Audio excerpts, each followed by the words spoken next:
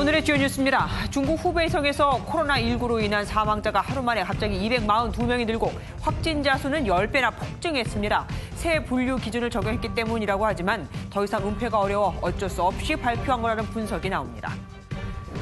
공포의 크루즈로 불리는 다이아몬드 프린세스호의 감염자 수가 하루 만에 44명이 늘어 모두 218명이 됐습니다. 일본 정부가 뒤늦게 고령자부터 하선시키기로 했지만 일본의 안일한 대응에 국제사회의 비판의 목소리가 큽니다. 자유한국당과 새로운 보수당, 전진당 등 중도 보수 세력들을 아우르는 통합신당의 이름이 미래통합당으로 확정됐습니다. 안철수 창당준비위원장이 이끄는 국민의당은 선관위가 당명 사용을 또 거부해 강하게 반발했습니다. 사법농단과 관련해 영장 유출 혐의로 기소됐던 신광열, 조 의연, 성창호 판사가 현직 판사로는 처음으로 사법농단 사건에서 무죄를 선고받았습니다. 재판부는 판사가 수사보고서를 법원 행정처에 전달한 건 정당한 직무 집행이라고 보았습니다. 대선 등을 겨냥해 댓글을 조작한 혐의 등으로 재판에 넘겨진 드루킹 김동원 씨에게 징역 3년의 실형이 확정됐습니다. 공모 혐의를 받는 김경수 경남지사의 항소심에 어떤 영향을 미칠지 주목됩니다.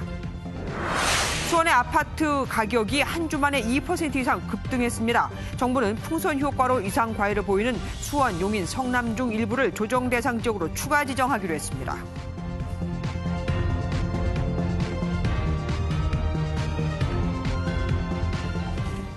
주춤하는 듯하던 중국 내 코로나19 확산세가 폭증세로 반전됐습니다.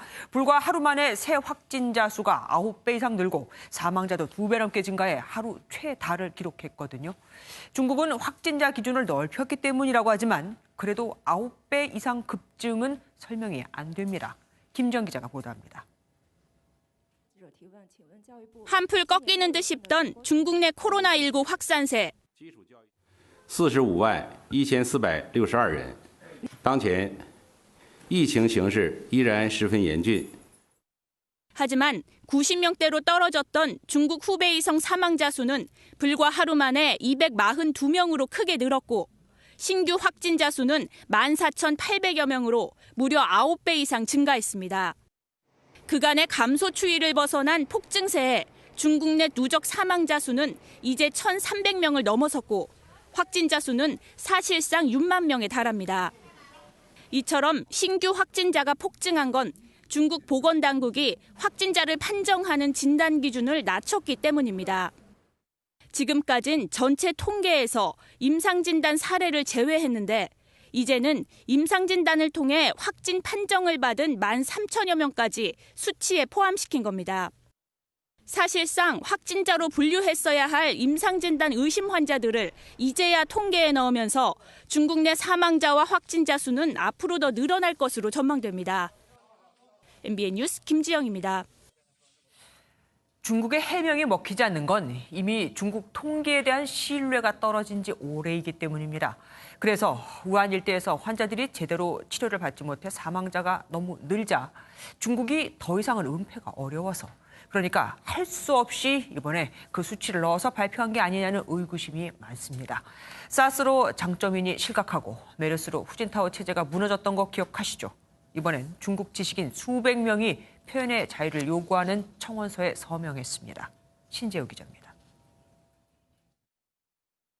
중국 당국은 바뀐 진단 기준을 후베이성에만 적용한 데 대해 임상 진단을 이미 적용한 다른 지역과 일치시키기 위한 것이라고 밝혔습니다. 하지만 갑자기 규정을 바꾼 이유는 설명하지 않았습니다.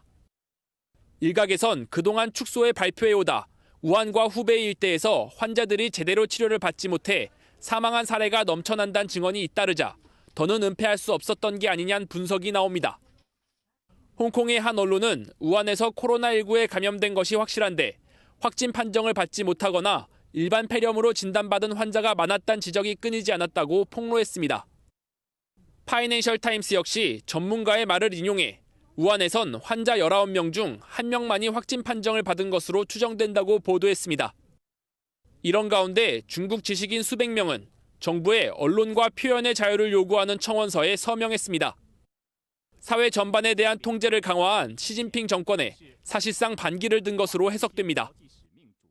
시 주석은 후베이성의 군 의료진 2,600명을 추가로 투입하고 당 서기를 교체하는 등 대책 마련에 나서고 있지만 중국 정부에 대한 신뢰는 땅에 떨어지고 있습니다. MBN 뉴스 신재우입니다. 일본은 바이러스 방역을 위해 물가 전략을 씁니다. 물가. 그러니까 바이러스가 무태 오기 전에 물가에서 올라오지 못하게 막는다는 거죠. 하지만 이게 옳은 걸까요? 지금은 일본 앞바다에서 선상 감옥 신세가 돼버린 크루즈선 내에서 확진자가 또 44명이 추가돼 총 218명이 됐거든요. 배의 특성상 대부분의 방에는 창문이 없습니다. 창문을 열고 환기를 시킬 수 없으니 공기 순환 장치를 돌리는데 바이러스가 이를 통해 더 빨리 확산이 된다는 지적이 나옵니다. 결국 수천 명을 바이러스와 함께 대형 컨테이너에 가둬둔 거나 다름이 없다. 그러니 해상 격리가 아니라 빨리 내려 격리 조치를 하는 게 옳다는 비난이 쏟아지고 있습니다. 신동규 기자가 보도합니다. 다이아몬드 프린세스호에 코로나19 집단 감염이 걷잡을 수 없이 번지자 일본 정부가 19일까지 격리하겠다던 방침을 뒤늦게 바꿨습니다. 지병이 있거나 80세 이상 고령자, 창문이 없는 선실에서 생활하는 탑승자 가운데 바이러스 검사에서 음성 판정이 나온 경우는 배에서 내리도록 하겠다는 겁니다. 下船をして政府が用意する宿泊施設で生活していただくということにいたしました。 공항과 항구를 차단해 바이러스의 본토 유입을 막도록 한 일본 정부의 방역 대책이 결국 크루즈 집단 감염을 가져왔다는 지적이 나온 가운데 내린 조치입니다. WHO는 최근 중국 외 지역의 신규 감염 사례 상당수가 다이아몬드 프린세스호에서 발생했다며 일본 정부의 대응을 콕 집어 비판했습니다. 5개 나라에서 입항을 거절당한 크루즈선 웨스테르담호의 정박을 허가한 캄보디아에는 감사를 표하기도 했습니다. 다이아몬드 프린세스호 문제를 영토 밖의 일로 취급하는 일본 정부에 대한 반응과는 대조됩니다. 크루즈선에 탑승한 우리 국민 14명은 현재까지 의심 증상을 나타내지 않고 있습니다. 저희 14명 계시는 한국 국적자에 대해서는 일본 정부하고 협의해서 신속하게 조치가 되게끔 그렇게 외교부를 통해서 협력. 외교부 관계자는 매일 14명과 연락해 건강 상태를 확인하고 있으며 아직 국내 이송을 요청한 사례는 없다고 덧붙였습니다. MBN 뉴스 신동규입니다. 우한에서 3차 전세기로 입국한 교민 등 147명 모두가 코로나 검사 결과 음성 판정을 받았습니다. 확진 환자는 사흘째 나오지 않았고 조만간 한두 명이 더 퇴원할 정도로 회복이 된 이도 있다고 합니다. 이혁준 기자가 보도합니다. 3차 전세기로 우한에서 귀국한 교민과 중국을 포함한 외국 국적 가족은 모두 147명입니다. 입국 즉시 국립중앙의료원으로 옮긴 5명을 포함해 전원이 음성 판정을 받았습니다. 우한 귀국 교민들은 앞으로 14일 동안 국방어학원에서 보호를 받게 되며 증상이 발생하면 즉시 음압 차량을 이용하여 격리병원으로 이송 검사를 받게 될 것입니다. 정부는 격리 기간 이들을 돌볼 심리 상담 지원자와 통역사를 배치했습니다. 코로나19 확진자는 오후 4시 기준 사흘째 그대로입니다. 28명 확진자 가운데 지금까지 7명이 퇴원했고 한두 명이 더 퇴원을 앞두고 있습니다. 정부는 소강 국면은 아니지만 국내에서 광범위한 감염 위험은 크지 않다고 보고 있습니다. 변이에 대한 체크는 하고 있지만은 발견하지 못하고 있습니다. 오늘까지 6,000명 가까이 음성 판정을 받았고 562명이 코로나19 검사 결과를 기다리고 있습니다. MBN 뉴스 이혁준입니다. 우한에서 온 28번 환자의 잠복기를 놓고 여러 말이 있었죠. 중앙임상TF가 이 환자는 이미 중국 우한에서 감염이 됐고 회복기에 확진 판정을 받은 거다. 그러니 잠복기 14일을 넘긴 게 아니라는 의견을 내놨습니다. 강대엽 기자가 보도합니다. 28번 환자는 지난달 20일 3번 환자와 함께 중국 우한에서 입국했습니다. 3번 환자와 마지막으로 접촉하고 나서 16일 만에 확진 판정을 받았습니다. 여기서 14일 잠복 기간이 맞느냐는 논란이 제기됐습니다. 중앙임상TF는 28번 확진자가 우한에서 감염된 채로 입국했고 회복 중에 확진 판정을 받았다고 밝혔습니다. 아마도 무증상의 감염이 됐거나 아니면은 매우 경증을 앓고 회복기에 있는 걸로 보인다. 28번 환자는 확진일인 지난 10일 이후에도 다시 검사를 받았지만 음성과 양성의 경계를 오갔습니다. 28번 환자는 자가격리 중이던 지난달 29일 명지병원에서 성형수술에 따른 실밥 제거 시술을 받았습니다. 우리는 음압 복장을 하고 그다음에 가서 그 시술을 한 건데 우리가 보호복 입고 음압격리병실에서 한 거죠. 당시 시술했던 의사들은 바이러스 검사를 받았고 비용은 병원에서 부담한 것으로 알려졌습니다. MBN 뉴스 강대엽입니다. 질병관리본부가 코로나 확산을 막는다며 내놓은 지침에 의사들이 반발하고 나섰습니다. 진료 대기 환자들을 1m 이상씩 떨어져 있게 하라는데 사실 이건 대학병원에서도 쉽지 않거든요. 일반 의원급은 말할 것도 없고요. 결국 지키지도 못할 지침을 내놓고 병원에 책임을 지우려는 거라고 보는 겁니다. 주진희 기자가 보도합니다. 질병관리본부가 지난 11일 발표한 신종 코로나 바이러스 감염증 감염 예방관리 지침으로 동네 의원들이 지켜야 할 원칙입니다. 그런데 감염 예방 부분에서 진료를 대기하는 사람들의 간격을 최소 1m 이상으로 하고 감염이 의심된다면 독립적인 공간에 격리하라고 되어 있습니다. 하지만 진료를 대기하는 공간이 소파를 1개 놓을 정도이고 독립된 방도 진료실 1개뿐인 협소한 공간의 동네 의원에서는 지키기 불가능한 지침입니다.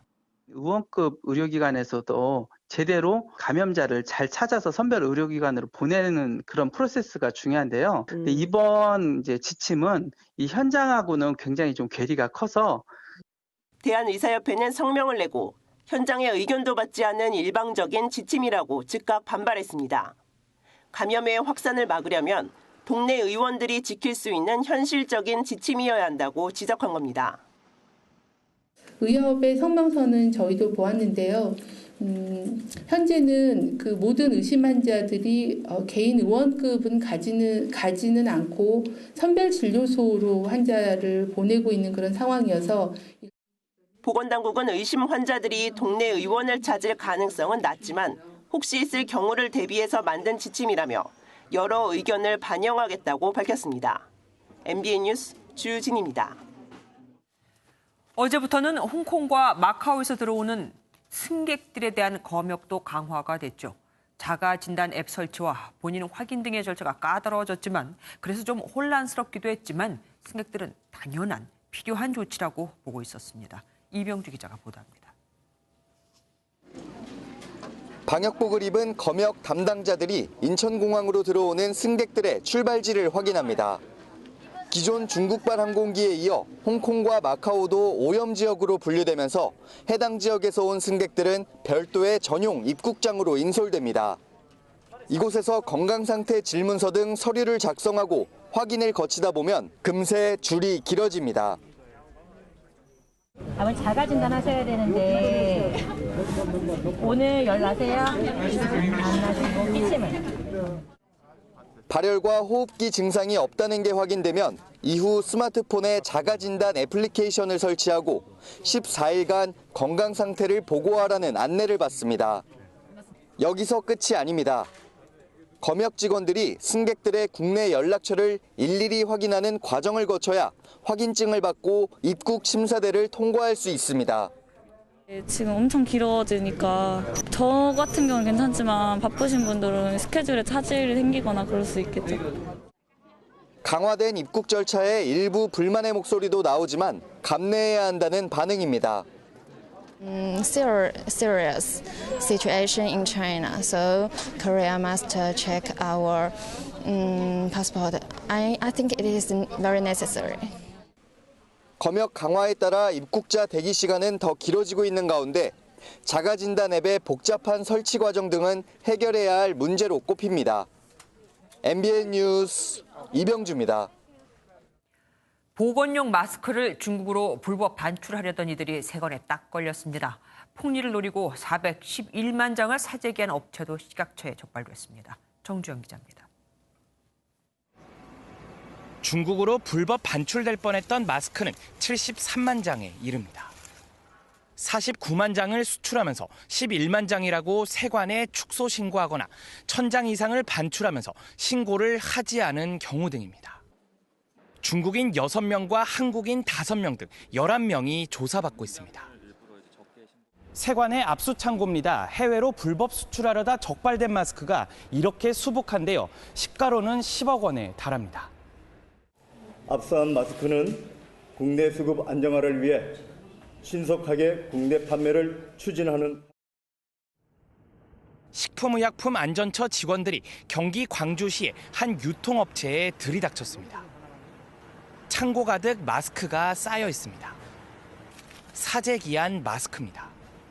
그러니까 저쪽 게 110단계, 저희가 한 300만 개 해서 한 400만 개 이상 되네요. 사재기를 하면 2년 이하의 징역이나 5천만 원 이하의 벌금형에 처해집니다. 폭리를 목적으로 411만 개 73억 원 상당을 보관하다가 적발되었습니다. 이는 하루 최대 생산량 1,000만 개 41%에 해당하며 식약처는 원활한 마스크 수급을 위해 불법 행위를 적극 신고해달라고 당부했습니다. MBN 뉴스 정주영입니다. 코로나 여파로 먹을거리 가격도 출렁이고 있습니다.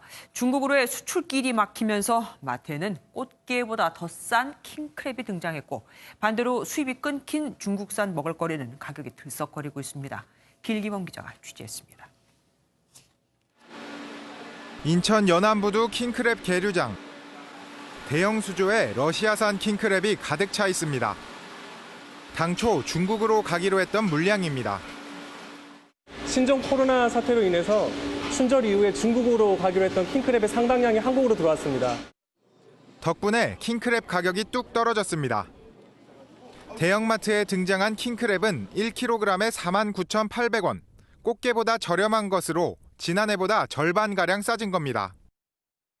2.2kg 넘고요. 11만 2,847원. 예전에 비하면 이거 20만 원 넘었어요. 가격이 너무 비싸가지고 먹기가 좀 부담스러웠는데 특별하게 판매를 한다니까 사러 오게 됐습니다. 노르웨이산 연어도 중국 내 물류가 막히면서 국내 가격이 내렸습니다. 반면 중국산 식자재 수입이 끊기면서 중국산 먹을거리 가격은 들썩이고 있습니다. 김치와 당근 등 중국산 수입 비중이 높은 품목에 가격이 오르는 건데 중국산을 대체할 국내산 가격도 덩달아 오를 조짐을 보이면서 밥상 물가에 비상이 걸렸습니다. MBN 뉴스 길기범입니다. 코로나로 경기 침체가 우려되자 문재인 대통령이 재계 총수들에게 경제 붐업에 동참해달라고 당부했습니다. 영화 기생충 성공으로 잘 알려진 CJ그룹 이재현 회장도 9년 만에 청와대 초청을 받았습니다. 최종락 기자가 보도합니다. 최근 재래시장을 찾아 소비 활성화를 주문한 문재인 대통령이 이번에는 이재용 삼성전자 부회장 등 재계 총수를 만났습니다. 문 대통령은 블랙리스트 논란에 휩싸여 9년 만에 청와대 행사에 초대된 이재현 CJ그룹 회장에게 먼저 덕담을 건넸습니다. CJ그룹이 투자한 영화 기생충이 아카데미 작품상을 비롯한 사관왕의 영예를 차지했습니다. 또 한 번 세계에 보여준 쾌거입니다. 이어 코로나19 사태는 어느 정도 안정적인 단계로 머지않아 종식된다며 이는 기업들의 후원과 지원 덕분이라고 감사를 표시했습니다. 특히 문 대통령은 대기업이 너무 잘하고 있어 주문할 게 별로 없다면서도 이제는 공포를 벗고 경제 붐업을 위한 심리적 대반전이 필요하다고 강조했습니다. 삼성, 현대차 등 대기업 그룹이 조 단위의 경영 안정 자금을 긴급 지원하기로 하여 협력업체들에게 큰 힘이 되고 있습니다. 대기업의 연이은 찬사와 고마움을 표시하면서 경제 회복을 위한 지속적인 투자를 당부한 것으로 풀이됩니다. 이 부회장은 간담회가 끝나고 문 대통령이 중국 진출 우리 기업 주재원에게 영상 격려 메시지를 보내줄 것과 저녁 회식 활성화를 위해 주 52시간의 저촉되는 우려를 해결해 줄 것을 청와대에 요청했습니다. MBN 뉴스 최종락입니다. 자유한국당과 새로운 보수당 등 중도 보수 진영이 미래통합당으로 새 출발을 합니다. 하지만 여러 세력이 합쳐지는 만큼 주도권을 쥐게 될 최고위원회의나 공천관리위원회 운영 등을 놓고 신경전도 팽팽합니다. 최형규 기자가 보도합니다. 자유한국당과 새로운 보수당, 전진당 등 중도 보수 세력들이 참여하는 통합신당이 미래통합당이라는 간판을 달고 이번 총선을 치릅니다. 중도와 보수의 통합정당임을 알려 그동안 보수가 취약했던 청년과 중도층의 표심을 잡겠다는 취지입니다. 청년들에게 이 분노가 활짝 개방되고 그들이 주인이 되는 정당으로 가야 된다. 새로운 정당이 중도 보수 통합 정당임을 알리는 것이 상당히 중요하다. 통준위는 현재 9명인 한국당 공관위를 최대 13명으로 확대하기로 했는데 유승민 의원 측은 공천 지분 싸움에 우려를 나타냈습니다. 통준위는 자신들의 공천 지분을 확보하기 위해서 김영호 공관위의 지분을 요구했습니다. 보수 통합의 노력을 자리를 위한 이전 투구의 장으로 변질시키십니까?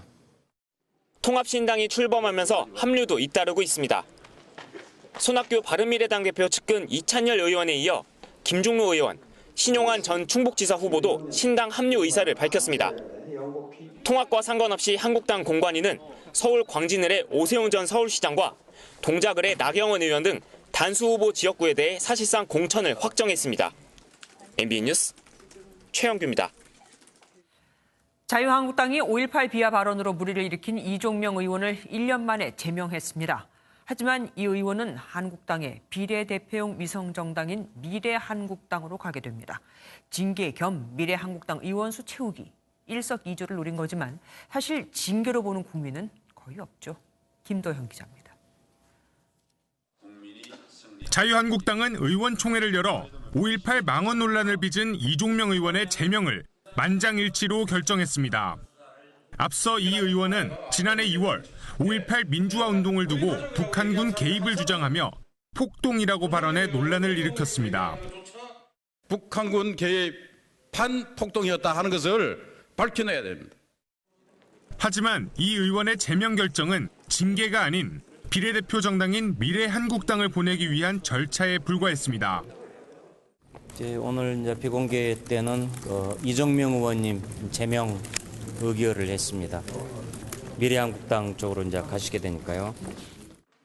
비례대표 의원은 자진 탈당하면 의원직이 상실되지만 당이 제명하면 의원직을 유지할 수 있습니다.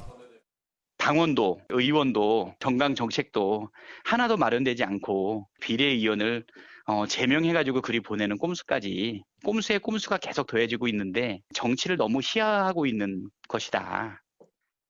이런 가운데 3선을 지낸 더불어민주당 우윤근 전 러시아 대사는 총선 불출마를 선언했습니다. 광양 지역구를 후배에게 양보하겠다고 밝힌 우 전 대사는 불출마가 정계 은퇴를 의미하진 않는다며 다른 방식으로 봉사할 뜻을 비췄습니다. MBN 뉴스 김도형입니다.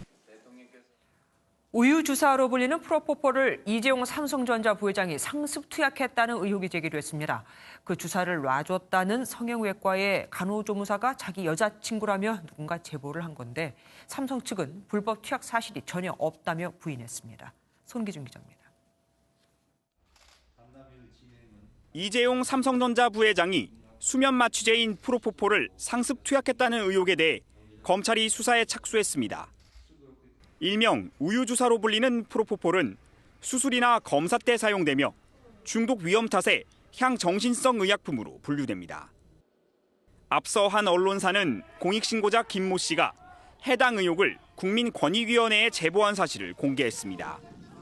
김 씨는 간호조무사 신모 씨의 지인으로 신 씨는 이 부회장이 프로포폴을 상습 투여한 것으로 의심되는 병원에서 근무했습니다. 해당 병원은 프로포폴을 상습 투약한 혐의로 검찰 조사를 받은 최승석 전 애경개발 대표와 관련된 곳으로 현재는 폐업 상태입니다. 지난달 13일 권익위는 검찰의 수사를 의뢰했고 대검찰청은 해당 사건을 서울중앙지검 강력부에 배당한 것으로 알려졌습니다. 이에 대해 삼성은 불법 투약 사실이 전혀 없다며 앞으로 검찰 수사를 통해 진상이 명확히 밝혀지기를 바란다고 전했습니다. 당사자로 의심받는 이 부회장은 한 공개 행사에 나왔지만 취재진의 질문엔 침묵했습니다. 성형외과 진료받으신 이유 뭐예요? 검찰이 조만간 관련자 소환에 나설 것으로 보여 이제 의혹은 수사로 가려질 것으로 보입니다. MBN 뉴스 송기준입니다. 사법농단 의혹 사건으로 기소된 현직 판사 3명 모두에게 1심에서 무죄가 선고됐습니다. 판사들이 수사 보고서 등을 법원 행정처에 전달한 걸 공무상 비밀 가치도 없고 일반 행정 절차로 본 건데 이들을 양승태 전 대법원장과 공범으로 본 시각도 있었으니 양 전 대법원장의 재판에 영향을 미치게 될 겁니다. 박자은 기자입니다. 신광열, 조희연, 성창호 판사는 지난 2016년 정은호 게이트가 터진 뒤 법관 비리로 검찰 수사가 커지는 걸 막으려고 수사 기록을 조직적으로 누설한 혐의를 받았습니다. 검찰은 신전 서울중앙지법 부장판사가 임종원 전 법원 행정처 차장의 지시를 받고 두 영장 판사를 통해 수사 상황과 향후 계획을 수집한 뒤 임 전 차장에게 전달했다고 봤습니다. 1심 재판부는 약 1년 만에 3명 모두에게 무죄를 선고했습니다. 재판부는 심판사 등이 정당한 직무 집행을 했을 뿐 당시 검찰 수사 언론 브리핑 내용과 비교해봐도 공무상 비밀로서의 가치가 없다고 판단했습니다. 또한 조직적 공모라는 공소 사실에도 증거가 부족하다고 봤습니다. 앞서 드루킹 댓글 조작 사건으로 김경수 경남도지사를 구속해 보복 기소 논란이 일었던 성창호 판사 측은 말을 아꼈습니다. 그 부분은 이 재판이 다 종결된 후에 말씀드릴게요. 처음부터 유죄가 나올 것이라는 생각은 전혀 하지 않습니다. 검찰이 즉각 항소하겠다는 뜻을 밝힌 가운데 잇따른 무죄 선고로 향후 양승태 전 대법원장의 재판에도 영향을 미칠 거라는 관측이 우세합니다. MBN 뉴스 박지안입니다. 드루킹 댓글 조작 사건의 주범인 김동원 씨는 대법원에서 징역 3년의 실형을 선고받았습니다. 김경수 지사 측에 준 돈도 뇌물로 인정이 됐고요. 드루킹의 유죄 확정이 공모 혐의를 받는 김 지사의 항소심에 어떤 영향을 미칠지도 주목됩니다. 임성재 기자입니다. 19대 대통령 선거를 앞두고 포털 사이트에서 댓글 조작을 벌인 혐의 등으로 재판에 넘겨진 드루킹 김동원 씨. 지난 2018년 1월 네이버가 경찰에 수사를 의뢰한 지 2년 만에 김 씨의 실형이 확정됐습니다.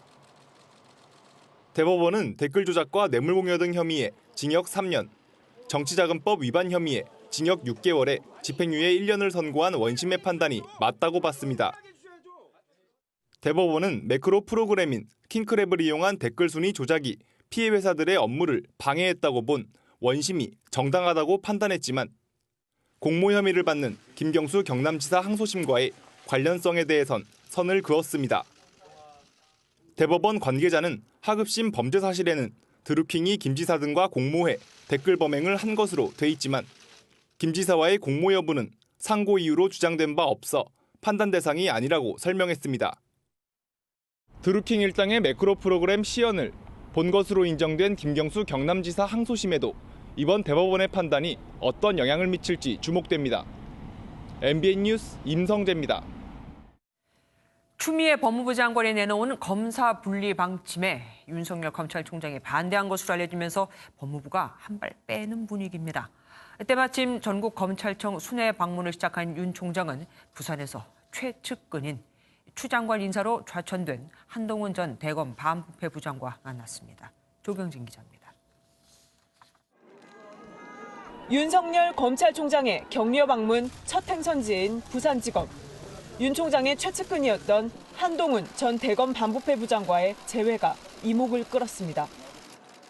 글쎄 제가 2001년에 19년 전에 여기서 평검사로 근무를 했는데 졸업한 모교에 오랜만에 찾아온 그런 기분입니다. 곧바로 검사 분리 방침에 관한 질문이 이어졌습니다. 추미애 장관의 수사기소검사 분리 방안에 대해서 어떻게 한 말씀 부탁드리겠습니다. 추미애 장관은 기자 간담회 직후 대검과 사전 협의가 없었다는 지적이 일자 대검찰청 방문을 제안하고 통화까지 했지만 윤 총장은 별다른 언급이 없었던 것으로 전해졌습니다. 대검의 한 관계자는 수사, 기소검사 분리를 추진하면 자연스럽게 검사 동일체 시스템이 무력화되고 총장 힘빼기로 이어지게 될 것이라고 전했습니다.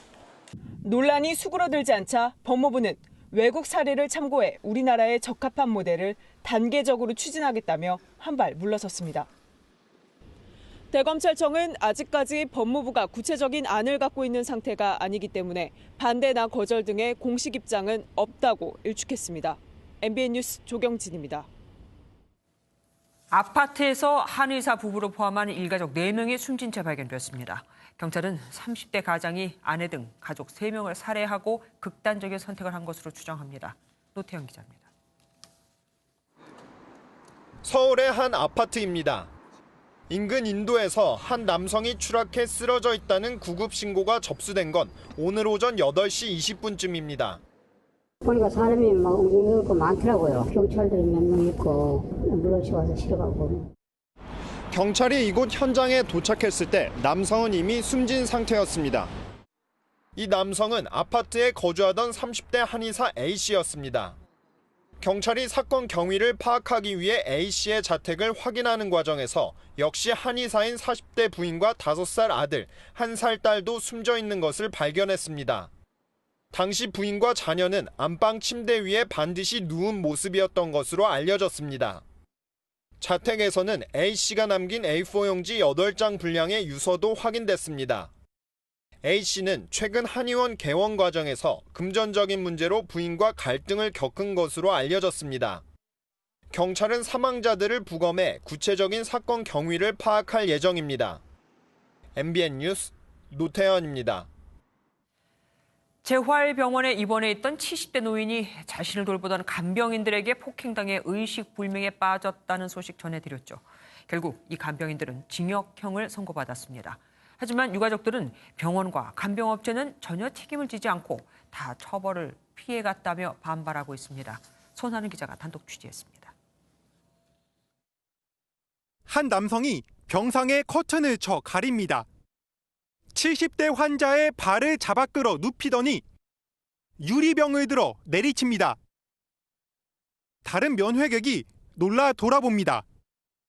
이 장면을 쳐다만 보던 다른 남성은 의자를 들고 환자에게 다가갑니다. MBN이 입수한 당시 영상 속 남성들은 다름 아닌 간병인이었습니다. 피해자는 이곳 병원에서 치료를 받고 있지만 4달째 의식이 없는 상태입니다. 법원은 최근 이 영상 속 간병인 2명에게 징역형을 선고했습니다. 다만 검찰은 간병인들이 범행을 숨긴 만큼 병원 관계자들은 피해자의 상태를 제때 알 수 없다고 설명하며 불기소 처분했습니다. 하지만 가족들은 분통을 터뜨립니다. 병원 측 간병인을 써달라고 얘기를 했어요. 돈은 돈대로 다 받고 사고가 문제가 생기면은 나 몰라라 나 책임이 없다라는. 병원 측이 이제 간병인을 관리하고 있는지 그냥 직접 고용하는지를 면밀하게 살펴볼 필요가 있다. 누구도 책임지지 않는 간병인 제도 개선이 필요하다는 목소리가 나옵니다. MBN 뉴스 손하늘입니다. 제대로 작동되지도 않는 기계를 갖다 놓고 매달마다 리스료를 내라고 합니다. 2달간 무료로 써보고 결정하라는 말을 믿고 무려 1,000만 원에 달하는 인공지능 당구 프로그램을 설치했다가 낭패를 보게 된 겁니다. 윤종 기자가 취재했습니다. 당구공을 인식해 길을 알려주고 득점 여부를 표시해주는 AR 당구 프로그램입니다. 한 AR 제작업체가 당구장 업주들에게 이 프로그램에 대한 리스 계약을 권했는데 이 과정에서 업주들은 2달을 무료로 사용하고 언제든지 철수해주겠다는 확인서를 받았습니다. 60여 명의 업주는 확인서를 믿고 한 달 리스료 22만 5천 원인 1,080만 원짜리 기계를 많게는 10대까지 설치했습니다. 하지만 시스템이 제대로 작동되지 않아 업주들은 제품 회수를 요구했고 이때부터 문제가 시작됐습니다. AR 업체가 연락을 잘 받지 않더니 돌연 지난달 폐업 신고를 해버린 겁니다. 이거 이렇게 안 되니까 철거해라 라고 문자도 보내고 전화도 하고 있는데 병원이다 뭐 지방이다 뭐 바빠서 그렇다 이렇게 하다가 무상으로 제품을 회수해가겠다던 AR 업체의 확인서는 무효가 됐고 실제 기기 대금을 지급했던 캐피탈사와 당구장 업주들 간 리스 계약만 남게 된 상황. 캐피탈사는 AR 업체의 폐업과 리스 계약은 무관하다며 리스료 완납을 요구하고 있습니다. 특히 리스 계약 약관상 당구장 업주들은 계약을 해지할 수도 없고 리스료를 1회라도 연체하면 전액을 갚아야만 합니다. 내용 증명서를 보내고 그 날짜가 지나면은 바로 신용불량자로 해가지고 카드 정지가 다 일괄적으로 이루어지고 있는 상황이에요. 소송을 통하지 않고는 해결할 방법이 없어진 상황. 순식간에 사기 피해를 떠안게 된 업주들의 한숨만 커지고 있습니다. MBN 뉴스 윤지원입니다.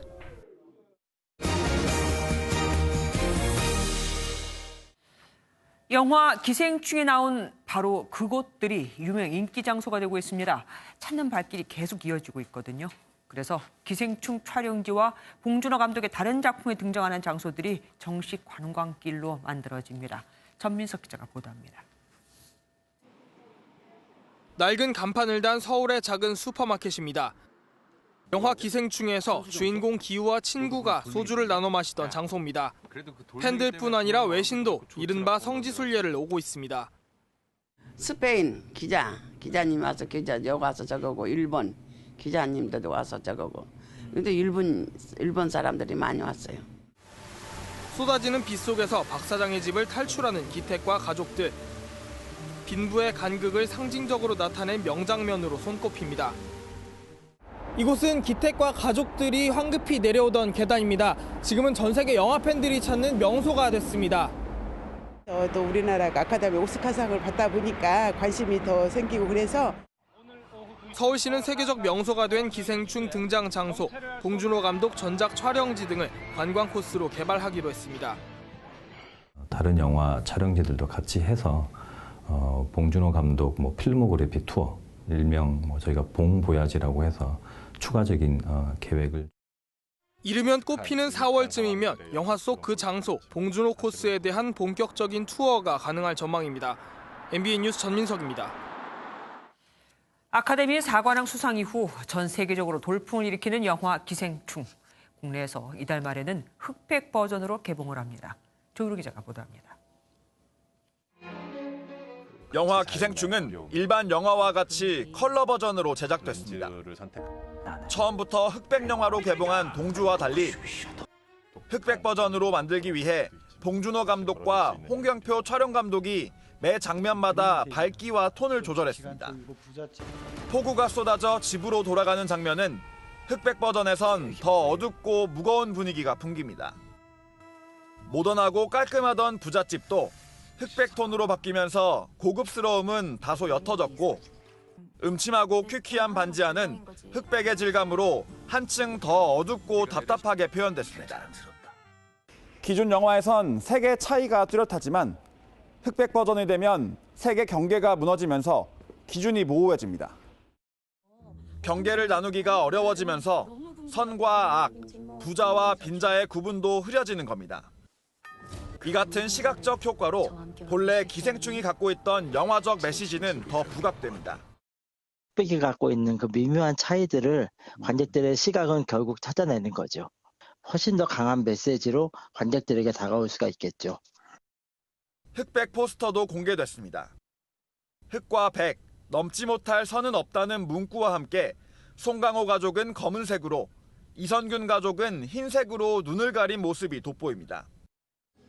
흑백 버전으로 돌아오는 기생충이 이번엔 또 어떤 신선한 충격을 줄지도 관심사입니다. MBN 뉴스 조일호입니다. 영화 기생충으로 뜨거운 관심을 받고 있는 이가 또 있습니다. 피자 박스 접기의 달인입니다. 조회수가 158만 회를 넘길 정도로 성지순례에 가까운 인기를 누리고 있는데 영상의 주인공도 기생충의 아카데미 수상에 화답 영상을 제작했습니다. 전남주 기자입니다. 가족 모두 별다른 직업 없이 반지하 집에서 피자 박스를 접으며 생계를 이어가는 송강호 가족. 피자 박스 빠르게 접는 법이라는 동영상을 보고 가족은 놀라움을 금치 못합니다. 이것 좀 한번 보세요. 우리도 이 속도라면 오늘 중에 이거 다 끝낼 수 있을 것 같은데. 실제 영상 속 주인공은 캐나다에 사는 브리나 그레이 씨. 18살이던 지난 2016년 올린 영상은 기생충의 아카데미 시상식 사관왕과 함께 폭발적인 관심을 받았습니다. 4년 만에 피자박스 빠르게 접기 2탄을 내놓으며 여전한 실력을 선보인 그레이 씨는 아카데미 수상에 화답하는 영상을 올렸습니다. At the time, I didn't know who the director was, what other films he had done, and how popular he really was. So, obviously, it was a much bigger movie than I was expecting. 피자박스 접기 대회에서 1등까지 한 그레이 씨는 자신의 영상이 역사적인 영화에 남게 돼 너무 기쁘다고 말했습니다. So, it's pretty neat. Like I could say, my video was in an Oscar-winning movie, but not a big deal. It's pretty cool. 누리꾼들은 영화 속 대사 너는 다 계획이 있구나 등 댓글을 달며 그레이 씨를 응원했습니다. MBN 뉴스 전남주입니다.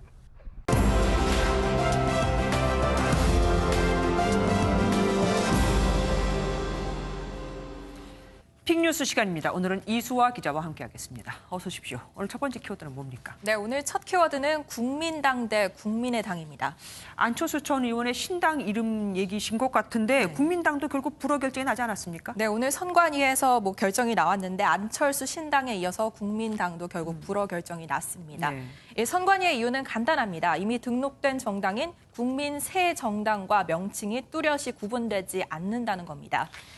예, 두 번이나 퇴짜를 맞았으니까 안철수 전 의원 측도 가만히 있지 않을 것 같아요. 네, 곧바로 이 정치기관이 된 선관위에 고무줄 잣대를 강력히 규탄한다고 비난했습니다. 네. 근거는 지난 2017년 선관위 결정인데요. 2017년 8월에 선관위는 이미 국민의당이 있었는데 이때 국민새정당의 당명의 등록을 허락했습니다. 국민의당과 국민새정당은 구분이 가능하다는 판단이었겠죠. 국민의당과 국민새정당은 구분이 되는데 국민당과 국민새정당은 뚜렷이 구분이 안 된다는 거죠. 딱 이 한 글자로 결정이 왔다 갔다 하니 안 전 의원 측 입장이 이해가 가긴 합니다. 그런 일이 있었다면 화가 날 만도 합니다. 하지만 미래한국당은 통과가 됐죠? 네, 한선교 의원이 대표를 잇죠. 이 미래한국당은 오늘 정식 등록이 허용됐습니다. 이 미래한국당 역시 자유한국당과 한국당이 겹친다는 점 때문에 결과가 주목됐는데요. 이 선관위는 미래한국당의 경우 자유한국당과 한국이라는 단어가 공통되기는 하지만 한국은 일상적으로 쓰이는 단어라 무리가 없다고 밝혔습니다. 참 국민이라는 단어도 어떻게 보면 또 일상적으로 쓰이는 단어가 맞긴 맞는데 여하간 어제는 민정당과 당 색깔을 두고 주황색이다 오렌지색이다 싸웠잖아요. 네. 갈 길이 참 멉니다. 다음 키워드는 뭡니까? 네, 두 번째 키워드는 정현 신발입니다. 정현이면 테니스 선수 말씀하시는 거죠? 네, 맞습니다. 이 테니스 국가 대항정인 데이비스컵의 국가대표 명단이 어제 공개됐는데요. 네. 이 5명 선수 명단에 접힌 정현 선수가 이름을 올리지 못했습니다.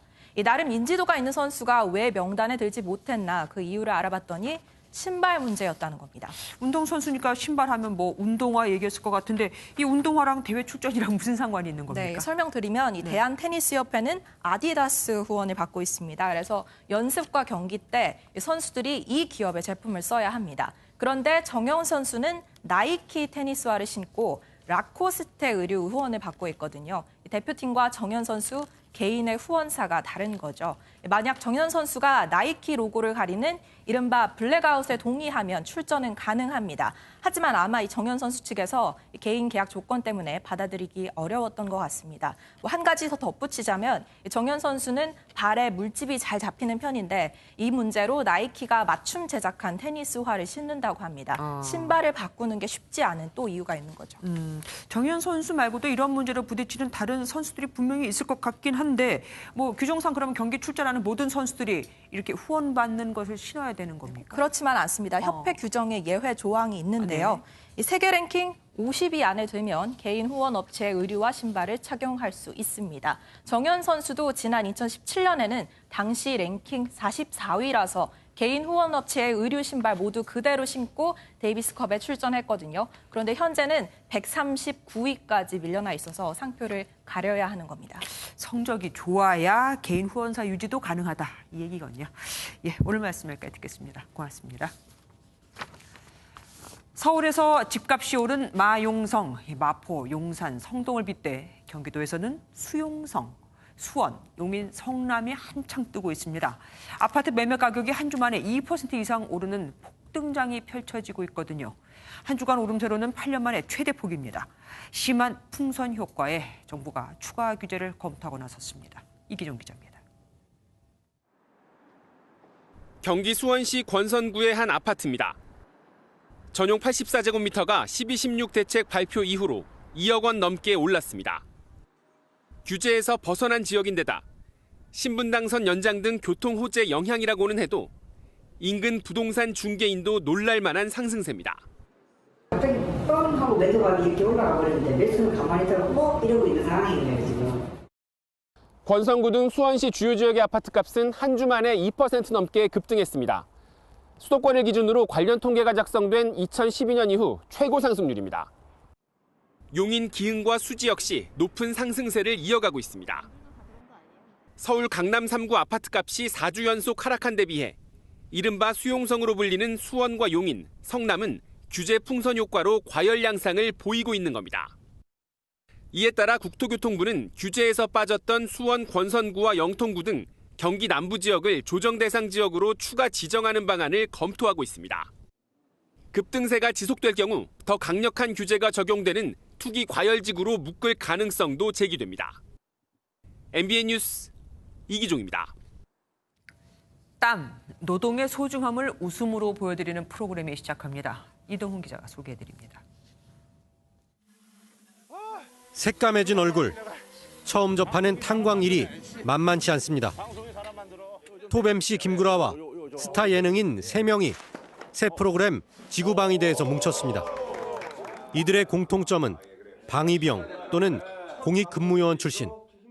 밖에 나가서 하는 게 좀 힘든데 근데 힘든 만큼 정말로 제 진심으로 말씀드리는데 느끼는 게 많아요. 네, 느끼는 게 많아서 사실은 그 아주 묘한 감정이 들어요. 지구방위대는 근로 현장에 실제로 출연자들이 뛰어들어 땀 흘리는 체험 프로그램입니다. 가수 전지는 팬들을 만나는 SNS 예고 방송에서 진정한 자연스러운 웃음을 주고 싶다. 개그맨 허경환은 꾸미는 것 없다고 밝혔습니다. 20년 만에 예능 프로그램 첫 도전에 나서는 그룹 퇴사자의 김영준은 본업인 택배 업무보다 힘들다고 털어놨습니다. 당연히 이제 그런 약간 전문가적인 모습은 못 보여드리는데 그런 게 좀 아쉽고 저는 제가 좀 힘도 있고 이제 좀 일도 좀 잘하는 사람인 줄 알았는데 이번에 좀 놀랐습니다. 땀 흘리는 노동의 소중함을 알리는 지구방위대는 잠시 뒤 9시 30분에 첫 선을 보입니다. MBN 뉴스 이동훈입니다. 매일 방송 KDX 한국데이터거래소와 주식회사 삼화항업이 오늘 3자간 업무 협약을 체결했습니다. 앞으로 삼화항업은 KDX를 통해 양질의 항공사진과 공간정보 데이터를 판매할 뿐 아니라 KDX와 함께 다양한 데이터 융복합 상품을 개발할 계획입니다. 조현아 전 대한항공 부사장과 KCGI, 반도건설연합이 다음 달 한진그룹의 지주사인 한진칼 주주총회를 앞두고 사내이사 4명, 사회이사 4명 후보를 제안했습니다. 3자 연합은 한진그룹의 변화를 위해 꼭 필요한 경험과 능력을 인정받은 분들이라며 현재 위기를 벗어나고 더 발전할 수 있는 길로 들어설 것이라 확신한다고 밝혔습니다.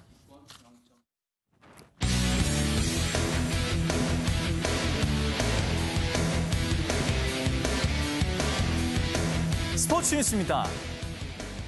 지난해 프로야구 두산의 역대 최다 경기차 역전 우승국의 희생양이었던 SK가 스프링 캠프에서 와신 상담하고 있습니다. 서력을 위해 기술적, 정신적으로 무장하고 있는 현장에 김동환 기자가 다녀왔습니다. 마지막 한 달에 9경기차 1위를 뒤집히는 수모를 당했습니다.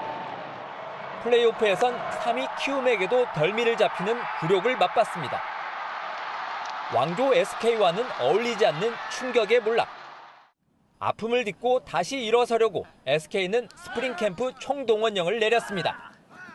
2군 선수도 다 불러들여 86명의 역대 최대 선수단을 구성했고 지원 인력까지 포함하면 120여 명이 함께 땀 흘립니다.